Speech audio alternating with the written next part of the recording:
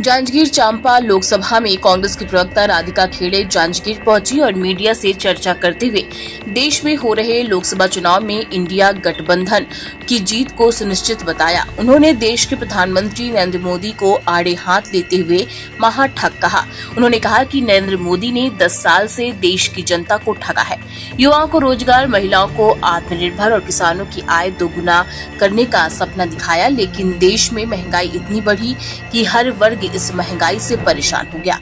उन्होंने कहा कि नरेंद्र मोदी तीसरी बार प्रधानमंत्री बनने के लिए झूठे दावे कर रहे हैं और 400 पार का नारा देकर जनता को चढ़ा रहे हैं। इस बार मोदी के घमंड को चूर करने के लिए जनता तैयार है। जनता को इस बात का एहसास हो गया है कि मोदी के आने से संविधान को खतरा है, इसलिए देश की जनता ने इंडिया गठबंधन के हाथ देश का बागडोर सौंपने को तैयार है।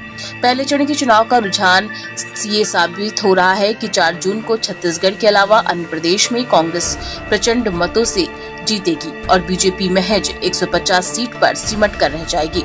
उन्होंने केंद्र सरकार पर निशाना साधते हुए छत्तीसगढ़ के हसदेव अरण्य को अपने साथी अडानी को सौंपकर जल, जंगल और जमीन को लूटने के लिए देने का आरोप लगाया।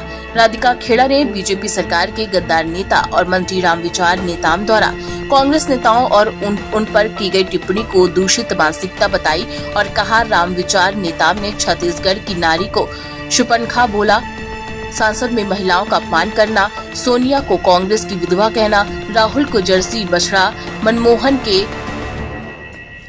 बाथरूम झांके, रेनकोट पहनकर नहाने तक की बात को जानते हैं, तो उन्हें जनता की समस्या क्यों नहीं दिखती। और नरेंद्र मोदी पर हमला करते हुए कहा कि जिनका सेनापति की सोच महिलाओं के प्रति गलत है, उनकी